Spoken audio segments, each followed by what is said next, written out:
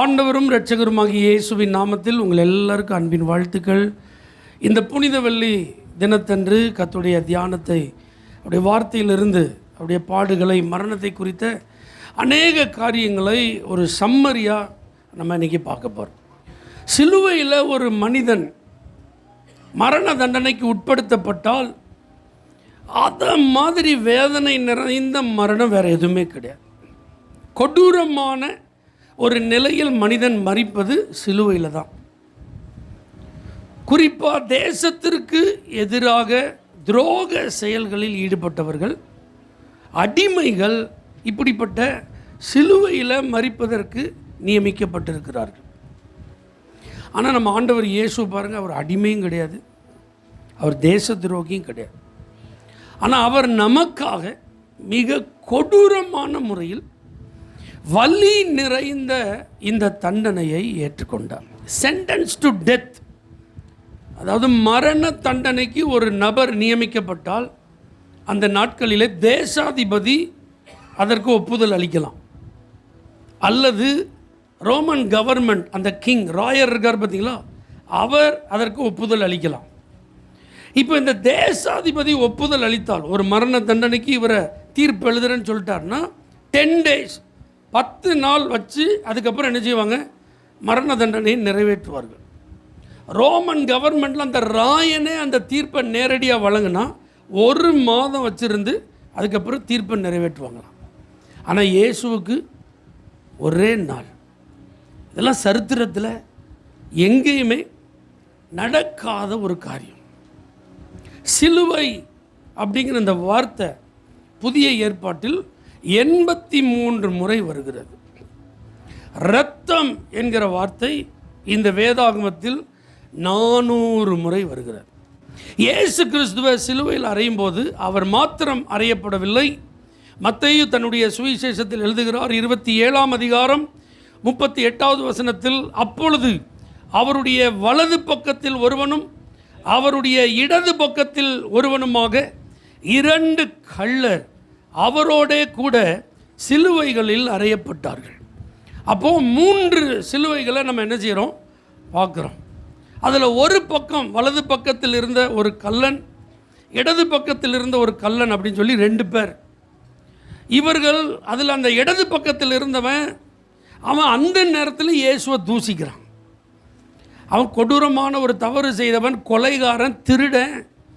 அவனுடைய குற்றம் நிரூபிக்கப்பட்டு இப்போ தண்டனையில் என்ன செஞ்சிட்ருக்கான், சிலுவையில் தொங்கிட்டு இருக்கான்.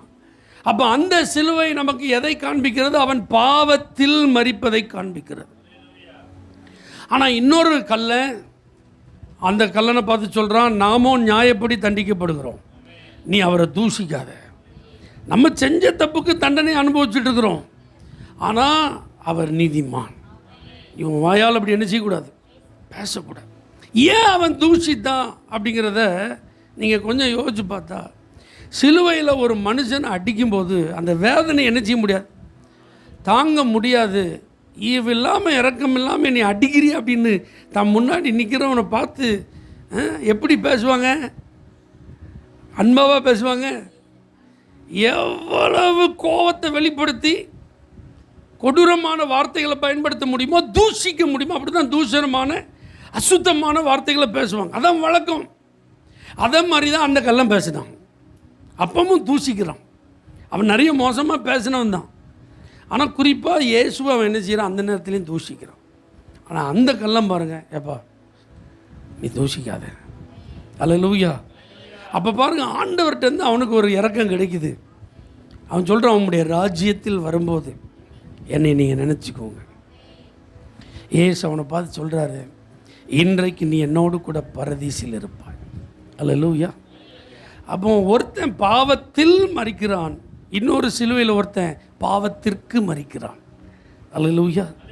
இப்போ நடுவில் நம்முடைய ஆண்டவர் இயேசு நமக்காக, நம்முடைய பாவத்திற்காக மரித்தார், அல்லேலூயா.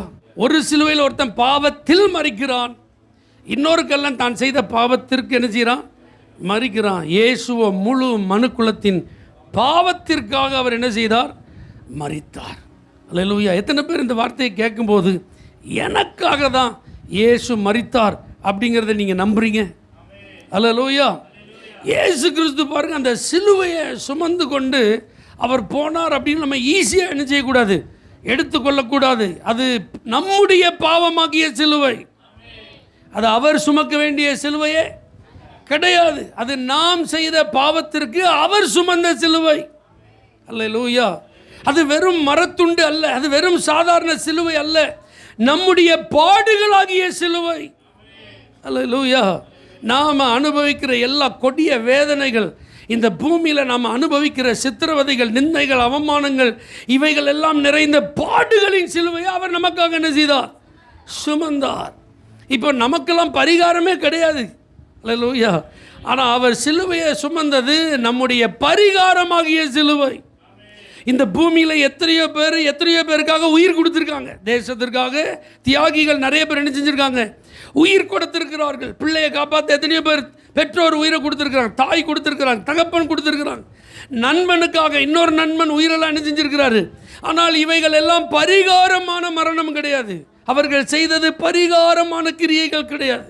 அது தேவனுக்கு முன்பாக அங்கீகரிக்கப்பட முடியாது. ஆனால் இயேசு சுமந்த சிலுவை பரிகாரமாகிய சிலுவை, நமது பரிகாரமாகிய சிலுவை. எத்தனை பேர் இதை ஒத்துக்கிறீங்க? அல்லேலூயா. நம்முடைய பாவமாகிய சிலுவையை அவர் சுமந்தார், நம்முடைய பாடுகளாகிய சிலுவையை அவர் சுமந்தார், நம்முடைய பரிகாரமாகிய சிலுவையை அவர் சுமந்தார். இதில் ரொம்ப அதிர்ஷ்டசாலி யாருன்னா சிரேனே ஊரானாகிய சீமோன். ஆண்டவர் நம்மளெல்லாம் பார்த்து சொன்னார், ஒருத்தன் என்னை பின்பற்றி வர விரும்பினால் அவன் தன்னை வெறுத்து தன் சிலுவை என்ன செய்யட்டும், சுமந்து வரட்டும்னாரு. ஆனால் சிரேனே ஊரானாகிய சீமோனுக்கு இயேசுவின் சிலுவையை சுமக்க பாக்கியம். அல்லேலூயா. 800 மைல்களுக்கு அப்பால் இருந்து வந்தவன் பஸ்கா பண்டிகை கொண்டாட. இப்போ இவங்கெல்லாம் வெளிநாட்டிலேருந்து வந்தவங்க, ஆப்பிரிக்கன் காண்டினென்ட்லேருந்து வந்தவங்க. அப்போது ஏற்கனவே அருகிலிருந்து வந்தவங்க எருசலேம் சிட்டியை ஃபில்லப் பண்ணிட்டாங்க. இப்போ அவங்களுக்கு தங்குறதுக்கு உள்ளூரில் என்ன இல்லை, இடம் இல்லை, அருகில் உள்ள கிராமங்களிலே தங்கி இருக்கிறார்கள். அப்போ ராத்திரி தங்கிட்டு இப்போ காலையில் எருசலேமுக்கு தேவாலயத்துக்கு பண்டிகைக்காக இவர் என்ன செய்கிறாரு, வருகிறார். இப்போ இயேசுவை அழைத்து கொண்டு ஊருக்கு வெளியே என்ன செய்கிறாங்க, போகிறாங்க.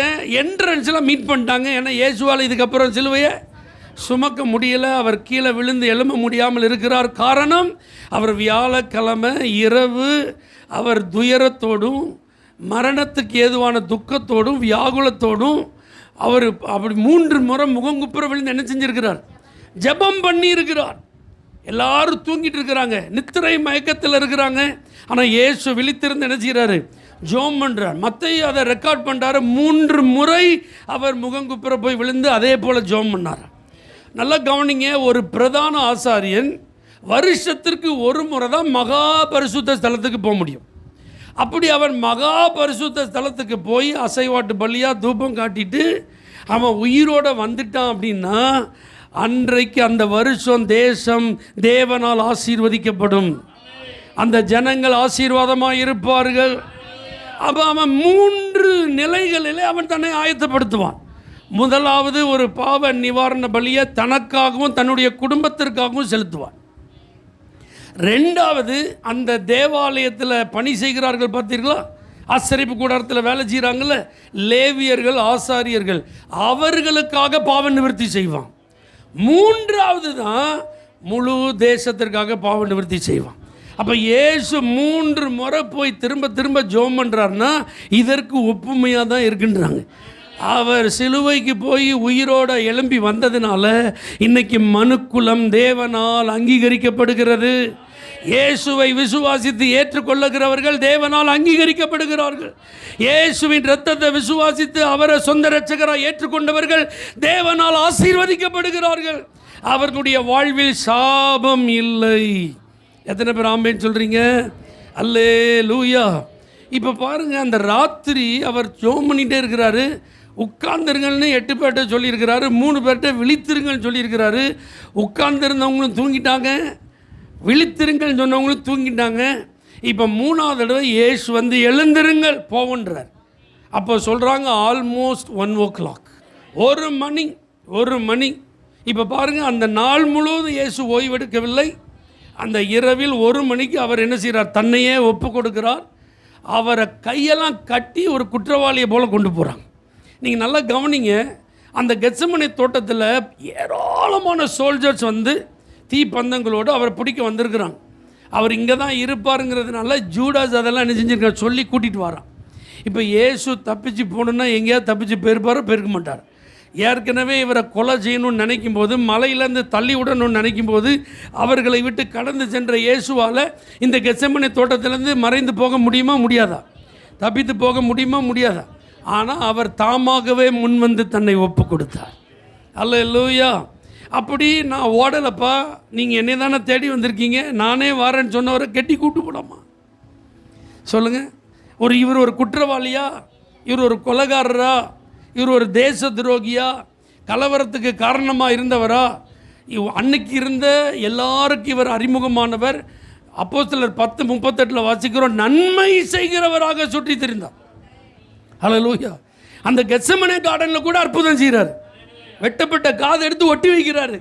ஹல்லேலூயா. ஆண்டவர் எவ்வளோ அன்பாக இருக்கிறார் பாருங்கள். அவர் எப்படிலாம் செயல்படுறார். ஆனால் ஈவு இல்லாமல், இரக்கம் இல்லாமல் 6 முறை விடிகிறதுக்குள்ளே அவர் என்ன செய்கிறாங்க, அங்கேயும் இங்கேயும் அழைத்து கொண்டே செல்லுகிறார். சுமார் 1 மைலுக்கு அப்பால் இருக்கிற இடங்களுக்கு அங்கும் இங்கும் என்ன செஞ்சுட்டே இருக்காங்க, நடத்தியே அவரை அலக்கழிக்கிறாங்க. அண்ணா, காய்பா அப்படிங்கிற 2 பிரதான ஆசாரியர்கள். இதில் அண்ணா ஃபார்மர், அவர் ப்ரீஸ்ட்டு, காய்பா அவருடைய மருமகன். இந்த அண்ணாங்கிற அந்த பிரதான ஆசாரியனுக்கு அந்த டைமில் வயசு 90 இருக்குன்றாங்க, 90 வயசு இருக்கும், கிழவன். ஆனால் பயங்கரமான கிரிமினல். இந்த அண்ணா தான் தேவாலயம் முழுவதும் இருந்த வியாபாரத்தெல்லாம் நிர்வாகம் பண்ணிட்டு இருந்தாங்க. அங்கே கல்லர் குகை ஆக்கினீர்களேன்னு சொல்லி அடித்து விரட்டினார் பார்த்தீங்களா. இந்த மணி சேஞ்சிங், பிறகு இந்த மிருக ஜீவன்கள், புறா பலி செலுத்துவதற்கு தேவையான எண்ணெய், திராட்சை ரசம், அப்பம் இதெல்லாம் சேல் பண்ணுறாங்க பார்த்தீங்களா.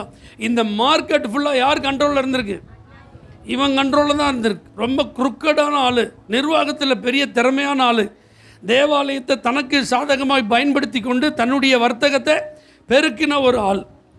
அவர் பாருங்கள், ராத்திரி போனோன்னா அவர் வந்து உட்கார்ந்து தன்னுடைய நியாயாசனத்தில் உட்கார்ந்து அவர் நியாயம் விசாரிக்கார். நீங்கள் யோசிச்சு பாருங்கள், இவனுக்கு வேலிடிட்டி முடிஞ்சிட்டு, இவன் அன்னைக்கு பிரதான ஆசாரியன் கிடையாது. அப்போ இவன் நியாயப்படி ஆண்டவர் என்ன செய்யக்கூடாது, நியாயம் விசாரிக்கவே கூடாது.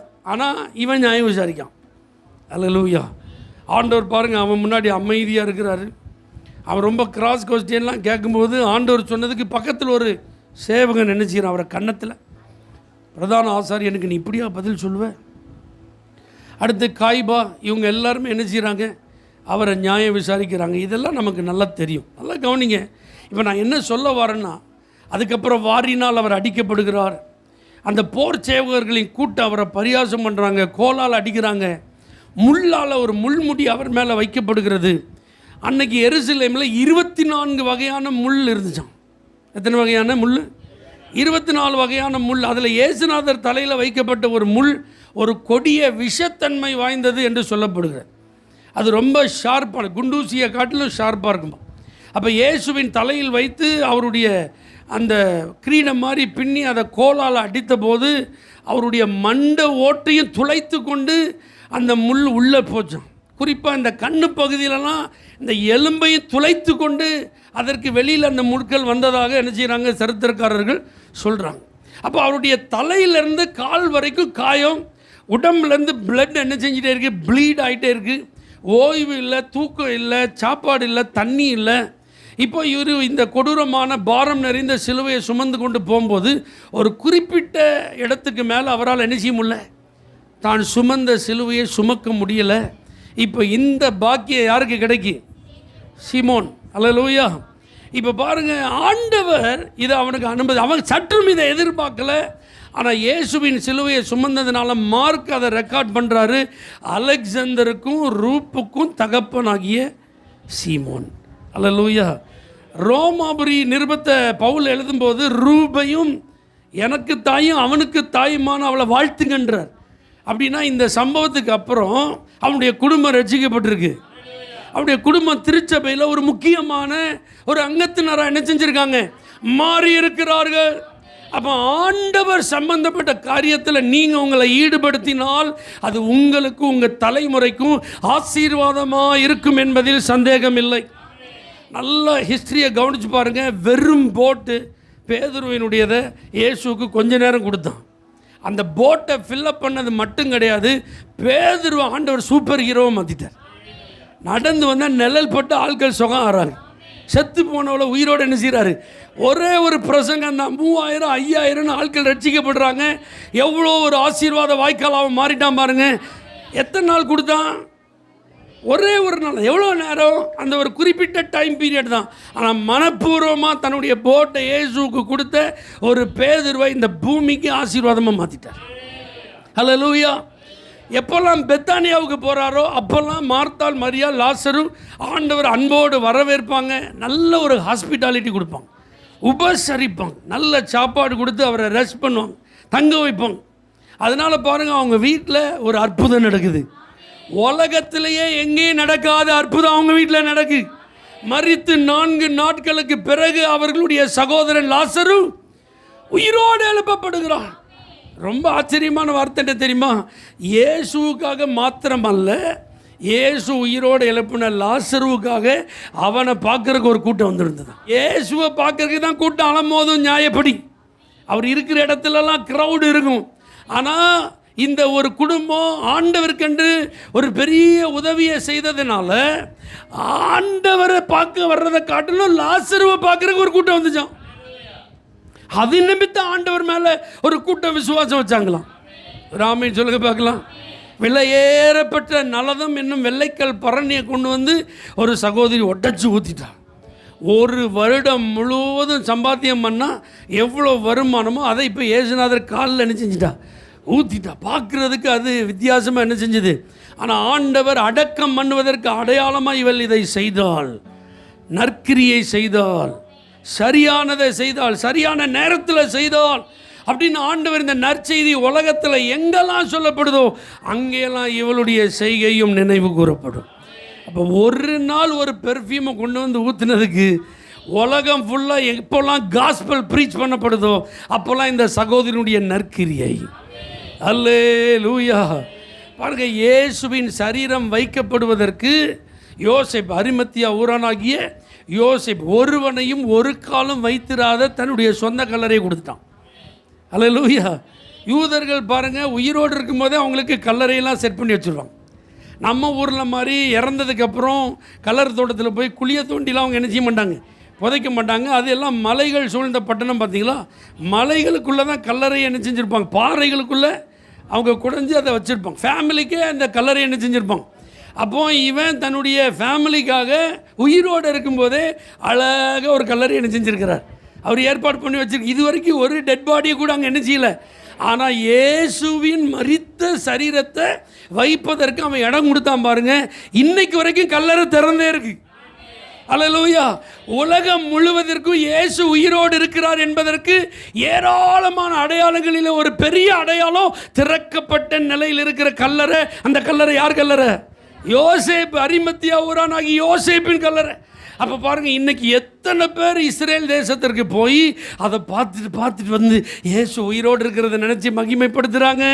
எத்தனை பேர் இயேசுவை ரட்சகரை அதன் மூலமாக ஏற்றுக்கொள்ளுகிறார்கள். அப்போ அவ்வளவு கிரெடிட் யாருக்கு போகுது? அந்த ஜோசப்க்கு. ஆமென் சொல்லுங்க பார்க்கலாம். அல்லேலூயா. அப்போ இன்றைக்கி அவருடைய பாடுகளை, அவருடைய மரணத்தை தியானிக்கிற இந்த நாளிலே தேவ பிள்ளைகளே, ஆண்டவருக்காக நீங்கள் ஏதாவது கொடுக்குறதுக்கு ஒரு வாய்ப்பு இருந்தால் அதை சந்தோஷமாக என்ன செஞ்சுருங்க, கொடுத்துருங்க. அல்லேலூயா. 3 நிலைகளிலே உங்களுக்கு அந்த வாய்ப்பு. ஆமென் சொல்லுங்க பார்க்கலாம். 1, இயேசுநாதர் கேட்டார், போட்டை கொடுன்னு கேட்டார். அப்படிதானா? இதை மாதிரி சில நேரத்தில் ஆண்டவர் எனக்காக நீ இதை செய் அப்படின்னு என்ன செய்வார்? கண்டிப்பாக ஆண்டவர் சொல்லுவார். ஆமென். அப்போ ஆண்டவர் உங்கள்கிட்ட நேரடியாக பேசுகிறத நீங்கள் உணர்ந்தால் அது எதுவாக இருந்தாலும் கொடுக்க தயங்காதீங்க. அது உங்களுக்கு ஆசீர்வாதமாக மாறும். ஆமென் சொல்லுங்க பார்க்கலாம். அல்லேலூயா. இப்போ அரிமத்தியா ஊரானாகிய சீமோன்ட்ட யாருமே என்ன செய்யலை, கேட்கல. வெள்ளைக்கல் பரணியை உடைச்ச அந்த சகோதரிகிட்ட யாருமே அதை டிமாண்ட் பண்ணலை. ஆனால் இவர்கள் தாங்களாகவே மனப்பூர்வமாய் கொடுத்தார்கள். அப்போ 2வது, நீங்களே மனப்பூர்வமாக உங்களுக்கு கொடுப்பதற்கு ஒரு வாய்ப்பு வரும். அப்போ யாருமே சொல்ல மாட்டாங்க, ஆண்டவரும் சொல்ல மாட்டார். ஆனால் நீங்கள் தான் முடிவு பண்ணுங்க. அல்லேலூயா. அப்படி நீங்களாகவே முடிவு செய்து கர்த்தருக்கென்று நீங்கள் எதையாவது கொடுக்க ஏவப்பட்டால் அந்த வாய்ப்பு வரும்போது அந்த வாய்ப்பை நீங்கள் சரியாக பயன்படுத்தினா அது உங்கள் தலைமுறைக்கே பாக்கியமாக. இன்னொன்று, இந்த சீமோனை நிர்பந்தம் பண்ணினார்கள். இந்த சிலுவையை நீ தான் என்ன செய்யணும். ஏன்னா சிலுவை அப்படிங்கிறது சாபத்தின் அடையாளம். அதனால் ஒரு யூதன் அதை என்ன செய்ய மாட்டான், தொட மாட்டான். ரோமர்களுக்கு அது ஒரு குற்றவாளிக்கு கொடுக்கப்படுகிற தண்டனை. பார்த்தீங்களா, அது அவமானம். சிலுவை ஒரு அவமானம். அதனால் ரோமன் ஒருத்தன் அந்த சிலுவை என்ன செய்ய மாட்டான், தொட மாட்டான். எல்லாம் வேடிக்கை தான் பார்ப்பான். ஆனால் இப்போ இவன் அவமானமாக இருந்தாலும் பரவாயில்ல, சாபமாக இருந்தாலும் பரவாயில்ல, நீ தான் சுமக்கணும்னு கட்டாயப்படுத்தப்பட்டான், நிர்பந்திக்கப்பட்டான். அல்லேலூயா. அந்த நிர்பந்தத்தை அவன் மனமு ஏற்றுக்கொண்டதுனால கர்த்தர் அவனை இந்த சரித்திரத்துக்கு கொண்டு வந்துட்டார். அவன் குடும்பத்தை ஆண்டவர் திருச்சபைக்கு ஆசீர்வாதமாய் மாற்றினார். மூணாவது இப்படி இருக்கும், சில நேரத்தில் நீங்கள் நிர்பந்தம் செய்யப்படுவீர்கள். என்ன இப்படி கேட்குறாங்களே, இப்படி நேரடியாக சொல்கிறாங்களே அப்படின்ற மாதிரி இருக்கும். இப்படிலாம் சொன்னால் எப்படி, அதை ஆண்டவராக சொல்லணும். அல்லேலூயா. சில நேரத்தில் ஆண்டவர் என்ன செய்ய மாட்டார், சொல்ல மாட்டார். உங்களுக்கு மனப்பூர்வமாக ஒரு ஏவுதல் அந்த நேரத்தில் என்ன செய்யாது, வராது. ஆனால் சில வேளைகளில் சில குறிப்பிட்ட காரியங்களுக்கு நீங்கள் கட்டாயப்படுத்தப்படலாம். இதை நீங்கள் தான் செய்யணும், இது உங்கள் பொறுப்பு தான், இது உங்கள் கடமை தான் அப்படின்னு சொல்லி உங்களுக்கு அது என்ன செய்யப்படலாம், உங்கள் மேலே அது சுமத்தப்படலாம். அப்போ நீங்கள் அதை மனப்பூர்வமாக ஏற்றுக்கொண்டால் அது உங்களுக்கு ஆசீர்வாதம், உங்கள் குடும்பத்துக்கு ஆசீர்வாதம். ஒரு ஆமீன் சொல்லுங்க பார்க்கலாம். அல்லேலூயா. இந்த பிலாத்து இருக்கான் பார்த்தீங்களா, இந்த பிலாத்தை மாதிரி பரிதாபமான ஆள் யாருமே கிடையாது. இவன் தேசாதிபதி. இவன் நினச்சிருந்தா இயேசு என்ன செஞ்சுருக்கலாம், ரிலீஸ் பண்ணியிருக்கலாம். அவன் 3 தடவை அவரை கூப்பிட்டு என்ன செய்யறான், கேட்குறான், எனக்கு அதிகாரம் இருக்குது உனக்கு தெரியுமா, நான் நினச்ச உன்னை விட்டுடலாம் தெரியுமான்றான். ஆண்டவர் சொல்கிறார், பரலோகத்திலேருந்து அதிகாரம் கொடுக்கப்படலன்னா என் மேலே உனக்கு என்ன கிடையாது, அதிகாரம் கிடையாது. அவன் பாருங்கள், எப்பா இவர்கிட்ட ஒரு குற்றமும் காணலப்பா, அதனால் இதுக்கு ஏன்பா போட்டு நீங்கள் மரண தண்டனை அதெல்லாம் சொல்லிட்டு இருக்கீங்க, உங்கள் ராஜாவை நான் உங்கள்கிட்ட கொடுத்துறேன், நீங்கள் கொண்டு போங்கன்றான். அல்லேலூயா. எப்படியாவது அதுலேருந்து தப்பணும். அவனுக்கு பயம் வந்துட்டு. இப்போ அவன் மனைவியிட்டேருந்து ஒரு துண்டு சீட்டு வருது, இந்த நீதிமானி நிமித்தம் நேற்று ராத்திரி சொப்பனத்தில் நான் வெகு பாடுபட்டேன், அதனால் எப்படியாவது அவரை ரிலீஸ் பண்ணிருங்கன்றான். ஆனால் பாருங்கள், இவன் தன்னுடைய பதவியை காப்பாற்ற, மனிதர்களை பிரியப்படுத்த கையை கழுவிட்டு எனக்கு தெரியாதுன்ட்டான். அல்லேலூயா. நல்லா புரிஞ்சுக்கோங்க, ஆண்டவர் சம்பந்தப்பட்ட காரியத்திலேருந்து நீங்கள் விலகி கொள்ள உங்களுக்கு வாய்ப்பு இருக்கும். எதற்காக, உங்களை நீங்கள் காப்பாற்றி கொள்வதற்காக, எதற்காக, மனிதர்களை பிரியப்படுத்துவதற்காக. நீங்கள் அப்படிப்பட்ட ஒரு சூழலில் நீங்கள் ஆண்டவரை விட்டுட்டு மனுஷங்களை பிரியப்படுத்த நினைத்தால், அல்லது உங்கள் பொசிஷனை, உங்கள் பதவியை காப்பாற்ற நினைத்தால், அது உங்களுக்கு ஒரு நாள் ஆசீர்வாதம் என்ன செய்யாது, இருக்காது. அது மிகவும் பரிதாபமான ஒரு காரியமாய் மாறிவிடும். ஏரோதை கவனித்து பாருங்கள். ஏரோதுட்டு அவர் போய் விசாரணைக்கு அழைத்து செல்லப்பட்ட போது அவனை மாதிரி சந்தோஷமான ஆள் வேறு யாருமே கிடையாது. ஏன்னா யோவான் ஸ்நானகம் தான் உயிரோடு வந்துட்டான்லாம் கேள்விப்பட்டிருக்கான். அடுத்தது இயேசு ஏகப்பட்ட அற்புதங்களை செஞ்சுருக்கிறாருங்கிறதெல்லாம் அவன் கேள்விப்பட்டதுனால, இப்போ பாரு, இயேசு வந்ததுக்கப்புறம் அவரை தனக்கு முன்னாடி மேஜிக் செஞ்சு காட்டுவாங்க பார்த்தீங்களா, அந்த மாதிரி ஒரு ஆள் மாதிரி ட்ரீட் பண்ணான் அவன். அல்லேலூயா. இயேசுநாதர்கிட்ட அற்புதத்தை டிமாண்ட் பண்ணுறான். என் முன்னாடி நீ இப்போ அற்புதத்தை செஞ்சு காட்டு, உன்னை நான் ரிலீஸ் பண்ணுறேன். அல்லேலூயா. நிறைய கேட்குறான். அவன் கேள்விப்பட்டதெல்லாம் வச்சு அவன் கேட்குறான். இவன் யார், ஏற்கனவே ஒரு தவறான ஒரு ஆள், அவன் வாழ்க்கை சரி கிடையாது, ஒழுக்கம் இல்லாத ஒரு நபர். அப்போ இவரை நியாயம் விசாரிக்கிறதுக்கு அவனுக்கு எந்த தகுதியுமே, ஒரு பாவி ஒரு பரிசுத்தமான நியாயம் விசாரிக்க முடியுமா? இப்போ இவர் திருப்பி கேட்டால் அவனால் என்ன செய்ய முடியாது, பதிலே சொல்ல முடியாது. ஆனால் பாருங்கள், இயேசு ஒரு வார்த்தை கூட ஏரோதுக்கு ரிப்ளை பண்ணல. இதுலேருந்து உங்களுக்கு நான் ஒரு காரியம் சொல்லட்டுமா, நீங்கள் தவறான நோக்கத்தோடு ஆண்டவர்கிட்ட வந்தால் உங்கள்கிட்ட கர்த்தர் பேச மாட்டார். அல்லேலூயா. நீங்கள் ஆண்டவர்கிட்ட டிமாண்ட் பண்ணிங்கன்னா உங்களுக்கான ரேமா இருக்காது. உங்கள்கிட்ட கர்த்தர் சொல்ல வர்ற வார்த்தை உங்களுக்கு என்ன செய்யாது. நீங்கள் இங்கே எனக்கு கர்த்தர் இதை செய்யணும், எனக்கு அதை செய்யணும், அப்படி செய்யணும், இப்படி செய்யணும், அப்போ தான் நான் அவரை நம்புவேன், அப்போ தான் கர்த்தரை தேடுவேன், அப்போ தான் நான் சர்ச்சுக்கு வருவேன், அப்போ தான் நான் ஆராதிப்பேன், அப்போ தான் நான் இதை செய்வேன், அதை செய்வேன். நீங்கள் ஆண்டவர்கிட்ட டிமாண்ட் பண்ணால் ஆண்டவர் ஒரு வார்த்தை கூட உங்களுக்கு என்ன செய்ய மாட்டார், பேச மாட்டார். ஆண்டவருடைய வார்த்தையில் தான் ஜீவன் இருக்குது, வல்லமை இருக்குது. அந்த வார்த்தையில் தான் நம்முடைய ஆசீர்வாதமே இருக்குது. அப்போ ஆண்டவர் சமூகத்துக்கு ஆண்டவரோடு நேரம் செலவு பண்ணியும் வார்த்தை எல்லாமே நம்ம திரும்பி போனால் அது நல்லா இருக்குமா, நல்லாவே என்ன செய்யாது இருக்கா. இது ரொம்ப முக்கியம். ஆமென் சொல்லுங்கள். ரைட். இப்போ பிரதான ஆசாரியர், வேதபாரகர், பரிசேயர், சதுசேயர், ஏரோதியர், இப்படி ஒரு பெரிய க்ரௌட், மார்க்கத்தை சார்ந்தவர்கள். நீங்கள் இயேசு சம்பந்தப்பட்ட காரியத்தெல்லாம் வாட்சி பாருங்கள், வேத வாக்கியங்கள் நிறைவேறும்படி இது நடந்தது. குறிப்பாக சிலுவையிலையும் பாருங்களேன், அவருடைய வஸ்திரத்தை என்ன செஞ்சாங்க, 4 பேர் பங்கு போட்டாங்க. அப்போ சிலுவையில் அவர் அடிக்கும்போது, அவரை சிலுவையில் அறையும்போது எத்தனை சோல்ஜர்ஸ் பக்கத்தில் இருந்திருக்காங்க? 4 பேர். ஒருத்தன் நல்லா வலது கையை இழுத்து பிடிக்க, ஒருத்தன் நல்லா இடது கையை இழுத்து பிடிக்க, ஒருத்தன் நல்ல 2 காலை சேர்த்து பிடிக்க, ஒருத்தன் ஆணி வச்சு அறைய. இப்படி 4 பேர் என்ன செஞ்சுருக்காங்க, ஆண்டவர் மேலே கை போட்டிருக்காங்க. இவங்க 4 பேர் வஸ்திரத்தை பங்கு போடும்போது அந்த மேல் அங்கி அது தையல் ஒன்று போல் இருந்ததுனால ஷேர் பண்ண முடியல. அப்படின்னா என்ன அர்த்தம், யூதர்களுடைய வஸ்திரத்தில் இன்னர் கார்மெண்ட்ஸ்லாம் இருக்கும். நம்ம போடுற இன்னர்ஸ் மாதிரி அது என்ன செய்யாது, இருக்காது. அதை டாப் பாட்டம் அப்படிலாம் தனித்தனியாக என்ன செஞ்சிடலாம், நம்ம எடுத்துடலாம். அதெல்லாம் 4 பங்கு அனுசரிச்சிட்டானுங்க, ஆளுக்கு ஒன்றுன்னு எடுத்துட்டானு. ஆனால் இப்போ மேல் அங்கி என்ன செய்ய முடியல. அப்போ பைபிளில் ஏற்கனவே அவரை குறித்த தீர்க்க தரிசனம் சொல்லியிருக்கு, உடையின் பேரில் என்ன செய்வாங்க, சீட்டு போடுவாங்க. அது நடக்குது. அப்போ இதை பார்த்த உடனே வேத பாரகர்கள், பரிச்சேருக்கு என்ன ஹிட்டாக இருக்கணும், ஆஹா இந்த ப்ராஃபஸி பைபிளில் இருக்க. அப்போ இது யாருக்கு சொல்லப்படுது, அப்போ இவர் யாரு அப்படின்னு இன்னொருத்தர் சொல்லி தெரிய வேண்டாம், இவர்களுக்கு கண்டிப்பாக என்ன செஞ்சிருக்கணும், தெரிஞ்சிருக்கணும். ஆனால் அவர்கள் அதை அறியலை. இப்போ கால் எலும்பை முறிக்கணும், ஏன்னா அன்றைக்கி ஓய்வு நாள். இப்போ பொதுவாக சிலுவையில் அறையப்பட்ட 2-3 நாள் அப்படி விட்டுட்டு போயிடுவாங்க. அவங்க குத்துயிரும் கொலையுருமாக இருந்து பறவைகள்லாம் வந்து கொத்தி அவங்கள கொன்று அப்படி தான் செய்வாங்க. ஆனால் இப்போ ஓய்வு நாளுக்கு முன்னாடி இந்த பிரேதங்கள் என்ன செய்யணும், அடக்கம் பண்ணணுங்கிறதுக்காக கால் எலும்புகளை முறிக்க அனுமதி கேட்டு சேவகர்கள் கால் எலும்பை முறிக்க வராங்க. அந்த 2 கல்லர்கள் கால் எலும்பு முறிக்கப்பட்டு மறிக்கிறாங்க. ஆனால் இயேசுநாதர் கிட்ட வந்தால் அவர் ஏற்கனவே என்ன செஞ்சுருக்கிறார், மறித்திருக்கிறார். இப்போ இன்ஃபர்மேஷனை கொடுக்குறாங்க, அவர் ஆல்ரெடி டைட், இறந்துட்டாருன்றாங்க. அப்போது அவருடைய கால் எலும்புகள் முறிக்கப்படாதுங்கிறது ஒரு ப்ராஃபஸி. அப்போ அவர் கால் எலும்பை முறிக்காமல் அவர் மறித்திருக்கிறார் கேட்ட உடனே அவங்க என்ன செஞ்சுருக்கணும், நம்பி இருக்கணும், இவர் தான் மேசியன். நம்பலை. பாருங்கள், இப்போ அவர் காலையில் 9 மணிலேருந்து மதியம் 3 மணி வரைக்கும் சிலுவையில் தொங்குறார். சுமார் 6 மணி நேரம் சிலுவையில் தொங்குறார். குறிப்பாக 12 மணிலேருந்து மதியம் 3 மணி வரைக்கும் பூமி எங்கும் அந்தகாரம். கல்வாரி மலையில் மட்டும் இல்லை, அந்த இஸ்ரேல் தேசத்தில் மாத்திரமல்ல, பூமி எங்கும் அந்தகாரம். இப்படிலாம் சில அடையாளங்களெல்லாம் அவங்க என்ன செய்கிறாங்க, பார்க்குறாங்க. ஆனால் அவங்க கண்கள் அதை என்ன செய்யலை, நம்பலை. இப்போ பாருங்கள், சிலுவையில் அறையப்பட்டவர்களை எல்லாருக்கும் மதிப்பு மரியாதையோடு அடக்கம் பண்ணுறாங்க பார்த்தீங்களா. அப்படி என்ன செய்ய மாட்டாங்க, அடக்கம் பண்ண மாட்டாங்க. அங்கே ஒரு பள்ளத்தாக்கு இருக்கும், அந்த பள்ளத்தாக்கில் அந்த சிலுவையோடு தூக்கிட்டு போய் அப்படியே மண்ணை போட்டு மூடிட்டு வந்துடுவாங்க. ஆனால் இந்த இயேசுவின் சரீரத்தை ஏசாயா சொல்லியிருக்கிறார், அக்கிரமக்காரர்களில் ஒருவராக அவர் எண்ணப்பட்டார். அந்த துன்மார்க்கரோடு அவருடைய பிரேத குழியை நியமித்தார்கள். ஆனாலும் அவர் ஐஸ்வர்யவான்களோடு இருந்தார்.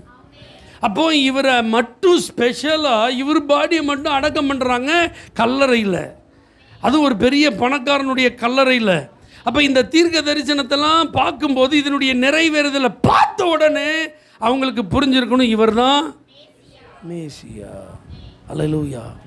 ஆனால் வேத பாரகர்கள், பரிசேயர்கள், சதுசேயர்கள், ஏரோதியர்கள், இவங்க யாருக்குமே இது என்ன செய்யலை, விளங்கலை. நல்லா புரிஞ்சுக்கோங்க தேவ பிள்ளைகளே. ஆண்டவரோடு பக்கத்தில் இருந்து வேத வசனத்தெல்லாம் வாசித்து ஆராதனைகள் ஆலயத்தில் நடக்கிற ஒவ்வொரு காரியத்திலையும் பங்கெடுத்து விவரமே இல்லாமல் இருந்தால் அது பரிதாபம். சத்தியம் தெரியாமல் இருந்தால் அது பரிதாபம். கடைபிடிக்க வேண்டிய உண்மைகளை அறியாமல் இருந்தால் அது பரிதாபம். ஒரு விசுவாசியாக, ஒரு ஊழியக்காரனா தெரிய வேண்டிய அத்தனை வசனங்களையும் நம்ம என்ன செஞ்சுருக்கணும், தெரிஞ்சிருக்கும். முழு பைபிளும் நமக்கு தெரியணும்னு அவசியம் இல்லை. ஆனால் நாம் மீட்கப்படுவதற்கு தேவையான அந்த வார்த்தைகள், அந்த உபதேசத்தை நம்ம அறிந்திருக்க வேண்டியது அவசியம். அது புரியாமல் சர்ச்சுக்கு வந்துட்டு நீங்கள் போனீங்க அப்படின்னா அந்த ஆண்டவருடைய வார்த்தைகளினால், அவருடைய சத்தியத்தினால் நீங்கள் பெற்றுக்கொள்ள வேண்டிய விடுதலையை நீங்கள் என்ன செய்ய முடியாது. ஏன்னா சத்தியத்தை அறிவீர்கள், சத்தியம் உங்களை விடுதலையாக்கும். குமாரன் உங்களை விடுதலையாக்கினால் நீங்கள் மெய்யாகவே. இன்றைக்கும் நிறைய பேர் விடுதலை இல்லாமல் இருக்கிறாங்க. இன்னைக்கு நிறைய பேர் கண்கள் திறக்கப்படாமல் இருக்கிறார்கள். இன்னைக்கு நிறைய பேர் மெய்யான மனம் திரும்புதல் இல்லாமல் இருக்கிறாங்க. அவருடைய பாடுகளை இன்னைக்கு தியானித்து கொண்டிருக்கிற இந்த நேரத்தில் கர்த்தர் அப்படிப்பட்ட கண்கள் உங்களுக்கு இருக்குமானால் உங்களை திறப்பாராக. இருதய கடினமாக இருக்குமானால் அந்த கடினங்களை மாற்றுவாராக. இந்த மெய்யான இரட்சகரை அறிந்து கொள்ள வேண்டிய விதத்தில் அறிந்து கொள்ள அவர் உதவி செய்வாராக. பைபிளில் ரொம்ப அழகாக ஒரு வார்த்தை இருக்கு, பொறாமையினால் அவரை ஒப்பு கொடுத்தாங்க. அல்லேலூயா. இந்த அத்தனை ஆசாரியர்கள், பிரதான ஆசாரியர்கள்லாம் இருக்காங்க பார்த்தீங்களா, இயேசுவை எதனால் ஒப்பு கொடுத்தாங்க? ஏன்? இயேசுவினுடைய போதனைகள் ஜனங்களுக்கு மத்தியில் அவருக்கு செல்வாக்கி உண்டாக்கியது. அவர் செய்த அற்புத அடையாளங்கள் ஜனங்கள் எல்லாருக்கும் ஆசீர்வாதமாக இருந்தது. இவங்கள்ட்ட எல்லாமே இருக்குது, ஆனால் இயேசுநாதர் மாதிரி அவங்களால என்ன செய்ய முடியல, போதனை கொடுக்க முடியவில்லை.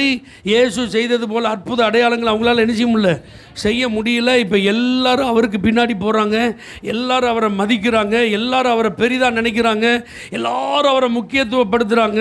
ஆகவே ஒரு விதமான பொறாமை அவங்களுக்குள்ளே வந்ததுனால தான் இப்போ அவங்க எங்கே வரைக்கும் போயிட்டாங்க, அவரை கொலை பண்ணுற அளவுக்கு போயிட்டாங்க. நல்லா புரிஞ்சுக்கோங்க தேவ பிள்ளைகளே, ஒரு நாளும் தேவ பிள்ளைகளாகிய நமக்குள்ளே என்ன வரக்கூடாது? பொறாமை. யாருக்குள்ளே என்ன வரக்கூடாது? பொறாமைன்னு ஒன்று வந்துட்டுனா நீங்கள் நிதானத்தை இழந்து விடுவீர்கள். பொறாமைக்கு இடம் கொடுத்தா உங்கள் ஸ்தானத்தை நீங்கள் இழக்க வேண்டியது இருக்கும். அல்லேலூயா. உங்களை அது எந்த எக்ஸ்ட்ரீமுக்கு கொண்டு போயிடும். இப்போ இவர்கள் பாருங்கள், பொய் சாட்சியை நிறுத்துகிறாங்க. வேத பாரகர்கள், பரிசேயர்கள், பிரதான ஆசாரியர் கட்டளைகளை மக்களுக்கு போதிக்கிறவங்க பொய் சாட்சி சொல்லாதிருப்பாயாக இருக்கா இல்லையா? ஆனால் இயேசுக்கு விரோதமாக அவங்க என்ன நிப்பாட்டினாங்க அப்படின்னா என்ன அர்த்தம்? வசனம் கெடுக்கட்டியா ஒரு ஓரமாக இப்போ நடக்க வேண்டியதை பார்ப்போம், பிறகு அதை கை கொள்ளும் அப்படின்ட்டு. அப்போ பொறாமை எங்கே கொண்டு வந்து நிறுத்திடும்? வசனத்தை ஒதுக்க வச்சிரும், வார்த்தைக்கு கீழ்ப்படுகிறத தடுத்துரும், வேதத்திற்கு முக்கியத்துவம் கொடுக்காதபடிக்கு நடப்பதற்கு துணிகரத்தை கொடுத்துரும். அல்லேலூயா. பாருங்கள், இயேசுநாதர் மேலே கை போடுற அளவுக்கு அவங்களுக்கு இந்த பொறாமை கொண்டு போய் விட்டுட்டு பாருங்கள், அவரை கொல்ற அளவுக்கு இந்த பொறாமை என்ன செஞ்சுட்டு அவங்கள வழி நடத்திட்டு அவர்கள் தங்களுடைய வாழ்வில் அவர்கள் இரத்த பலிக்கு சொந்தக்காரங்களை என்ன செஞ்சிட்டாங்க, மாறிட்டாங்க. அதனால் தேவ பிள்ளைகள் ஒருத்தருக்குள்ளே என்ன இருக்கக்கூடாது? பொறாமை என்ன செய்யக்கூடாது? இருக்கக்கூடாது. யாரை நம்ம பார்த்தாலும் அவங்க நல்லா இருக்கட்டும்னு நினைக்கணும். அல்லது அவங்க ஆசீர்வாதமாக இருக்கட்டும்னு நினைக்கணும். அவங்க வளர்கிறத பார்த்து என்ன செய்யக்கூடாது? பொறாமப்படக்கூடாது. அவங்க முன்னேறதை பார்த்து என்ன செய்யக்கூடாது? பொறாமப்படக்கூடாது. அவங்க செல்வாக்கை பார்த்து என்ன செய்யக்கூடாது? பொறாமப்படக்கூடாது. அவங்களுடைய புகழை பார்த்து என்ன செய்யக்கூடாது? பொறாமப்படக்கூடாது. அவங்க வளர்ச்சியை பார்க்கும்போது என்ன படக்கூடாது? பொறாமைன்னு ஒன்று வந்துட்டுனா அது எலும்புருக்கி. அல்லேலூயா. நம்மளை உருக்கிடும். நம்முடைய ஆசீர்வாதத்தெல்லாம் அது என்ன செஞ்சிடும்? உருக்கிடும். நம்முடைய பலனெல்லாம் அதை என்ன செஞ்சிடும்? உருக்கிடும். நம்மளை ஆளே அடையாளம் தெரியாத அளவுக்கு குலைச்சிரும். அல்லேலூயா. பொறாமை நிறைய நோய்களுக்கு காரணமாக இருக்கான். பொறாமை உங்கள் உள்ளத்தில் இருந்தால் சரீரத்தில் தேவையில்லாத கட்டியெல்லாம் உள்ளே வந்துடும். அப்படின்னா அது மரணத்துக்கு ஏதுவான நோயாக என்ன செஞ்சிடும்? மாறிடும். அதனால் உங்கள் ஹார்ட் நல்லா ஜெனரஸாக இருக்கட்டும், நல்ல பெருந்தன்மை உள்ளதாக இருக்கட்டும். மற்றவர்கள் நல்லா இருக்கிறத பார்த்து நல்லா கை தட்டுற ஒரு உள்ளத்தை கருத்தை நமக்கு தரட்டும். மற்றவங்களை நல்லா அப்ரிஷியேட் பண்ணுற ஒரு நபரை நம்ம என்ன செய்யட்டும்? மாறுவோம். ஹல்லேலூயா. இளையவர்கள் இருந்தாலும் அவங்கள முன்னாடி கொண்டு வர்றதுக்கு உற்சாகப்படுத்துவதற்கு நம்ம எப்படி இருப்போம்? ஊக்க சக்தியாய் நாம் இருப்போம். எக்காரணம் கொண்டு என்ன வரக்கூடாது? நம்ம மனசுக்குள்ளே பொறாமை என்ன செய்யக்கூடாது? வரவே கூடாது. அல்லேலூயா. இப்போ பாருங்கள், இயேசுவின் சிலுவையின் அருகில் ஒரே ஒருத்தன் தான் நிற்கிறான். அவருடைய அன்பின் சீசன் யோவான். இயேசுவின் தாயாகிய மரியாள், கிளையொப்பம் மரியாள், மகதலேனா மரியாள் கொஞ்சம் அப்படி தூரத்தில் என்ன செய்கிறாங்க? நிற்கிறாங்க. ஏன்னா இயேசு சிலுவையில் தொங்கி கொண்டிருந்த அந்த சூழ்நிலையை அவங்க அருகில் இருந்து பார்க்க முடியாததுனால தான் அப்படி கொஞ்சம் தள்ளி நின்னான். ஆனால் சிலுவைக்கு அருகில் நின்னது யார்? அதனால தான் அவன்கிட்ட ஆண்டவர் கம்யூனிகேட் பண்ண முடிஞ்சது. அதோ உன் தாய். அல்லேலூயா. அந்த நேரம் முதற்கொண்டு அந்த தாயை தன்னிடத்தில் அவன் என்ன செஞ்சானா? அப்போ இன்றைக்கி சிலுவை, அவருடைய பாடு, மரணத்தெல்லாம் தியானம் பண்ணுற நாம் இன்றைக்கி சிந்திக்க வேண்டிய ஒரு காரியம், நாம் இயேசுவுக்கு அருகில் இருக்கிறோமா? அல்லேலூயா. நீங்கள் இயேசுவுக்கு பக்கத்தில் இருக்கீங்களா? பாடுகளை பார்த்து, நிந்தனையை பார்த்து, உபத்திரவத்தை பார்த்து, கஷ்டத்தை பார்த்து, பிரச்சனையை பார்த்து, ஐயோ நமக்கும் ஆபத்து வந்துடுமோன்னு சொல்லி தள்ளி நிற்கீங்களா? அல்லேலூயா. இன்றைக்கி இதைத்தான் நம்ம ஆராய்ந்து நம்ம ஒப்பு கொடுக்க போகிறோம். இன்றைக்கி நீங்கள் எந்த இடத்துல இருக்கீங்க? சிலுவைக்கு அருகில் இருந்த அந்த அன்பின் சீசன் யோவானை போல இயேசுவுக்கு அருகில் இருக்க உங்களுக்கு தைரியம் இருக்கா? என்ன வந்தாலும் இயேசுவை விட்டு நான் நினைச்ச மாட்டேன், போக மாட்டேன். அல்லேலூயா. இயேசுவுக்கு தூரமாக நான் நின்று வேடிக்கை நினைச்ச மாட்டேன், பார்க்க மாட்டேன். தூரத்தில் நின்று தலையை துலுக்கி நிந்தித்த வழி போக்குற போல் நான் நினைச்ச மாட்டேன், இருக்க மாட்டேன். தூஷித்த சோல்ஜர்ஸ் மாதிரி நான் நினைச்ச மாட்டேன். பக்கத்தில் இருந்தாலும் அந்த சோல்ஜர்ஸ் அவரை நிந்திக்கிறான், பக்கத்தில் தொங்குனாலும் ஒரு கல்லை அவரை தப்பாக நினைச்சிக்கிறான். அப்போ அருகில் இருந்து பிரயோஜனம் இல்லாத ஒரு ஆளாக நான் நினைச்ச மாட்டேன், இருக்க மாட்டேன். எப்பொழுதும் இயேசுவுக்கு அருகில் இருந்து அந்த கடைசி நேரத்தில் அவர் என்ன சொல்கிறாரோ அதை கேட்டு நடப்பதற்கு அர்ப்பணமுள்ள ஒரு நபராக அவருக்கு அருகில் இருக்கிறேன் என்று சொல்லுகிறவர்கள் எல்லாரும் உங்கள் கண்களை மூடி உண்மையான ஒரு அர்ப்பணத்தோடு, ஆண்டவரே, ஏன்னா சிலுவையில் எல்லாரும் கோபத்தில் வார்த்தைகளை கொப்பளித்து கொண்டிருந்த நேரம் அன்பின் மொழிகளை கர்த்தர் உதிர்த்து கொண்டிருந்தார். அவருடைய வார்த்தைகளை கேட்டு அதன்படி நடப்பது என்பது எவ்வளோ பாக்கி. அது அந்த கடைசி நேரத்தில் அவர் ஒன்று சொன்னார், அதை செய்வது எவ்வளோ ஆசீர்வாதம். அது அந்த அன்பின் சீசனுக்கு தான் அந்த பாக்கியம் கிடைச்சது. தன்னுடைய தாயை அவன்கிட்ட ஒப்படைத்து விட்டு சென்றார். ஒரு மகன் நான் நிறைவேற்ற வேண்டிய கடமையை நிறைவேற்ற யோவானுக்கு ஆண்டவர் அந்த வாய்ப்பை கொடுக்கும்போது அவன் அதற்கு பாத்திரவானாக இருந்தான். இதே போல் இன்றும் கர்த்தர் உங்களை நம்பி சில பொறுப்புகளை ஒப்படைக்க விரும்புகிறார். உங்களை நம்பி சில கடமைகளை நீங்கள் நிறைவேற்ற வேண்டும் என்று அவர் விரும்புகிறார். இயேசுவுக்கு அருகில் நான் இருக்கிறேன், நான் ஓட மாட்டேன். எந்த துன்பம் வந்தாலும் நான் ஓட மாட்டேன். எத்தனை அவமானம் வந்தாலும் நான் ஓட மாட்டேன். எத்தனை பரிகாசம் வந்தாலும் நான் ஓட மாட்டேன். எத்தனை நிந்தனை வந்தாலும் நான் ஓட மாட்டேன். இந்த ஊர், இந்த உலகம், இந்த உறவு என்னை எப்படி கேவலமாக அவமானப்படுத்தி பேசினாலும் நான் பின்னோக்க மாட்டேன், நான் பின் திரும்ப மாட்டேன். இயேசுவுக்கு அருகிலேயே இருப்பேன், இயேசுவின் சிலுவைக்கு அருகிலேயே இருப்பேன். அவர் என்ன சொல்கிறாரோ அதை நான் கேட்டு அதன்படி நடப்பதற்கு ஒரு அர்ப்பணம் உள்ள ஒரு நபராக அவருக்கு அருகிலேயே நான் இருப்பேன். அர்ப்பணிக்கிறவங்க உங்கள் கைகளை உயர்த்துங்க. உங்களுக்காக நான் ஜெபிக்க விரும்புகிறேன். பரிசுத்த பிதாவே, சர்வ வல்லமையுள்ள ஆண்டவரே, உம்மை பின்பற்றுவதற்கு உமக்கு அருகில் இருந்து, உம்முடைய சிலுவைக்கு அருகில் இருந்து உம்மை பின்தொடர்ந்து உம்முடைய வார்த்தைகளை கேட்டு நடப்பதற்கு தங்களை அர்ப்பணித்திருக்கிற இந்த தேவ பிள்ளைகளை ஆசீர்வதியும். எந்த சூழ்நிலையிலும் பின்வாங்காமல் இருக்க கர்த்தர் கிருபை செய்யும்.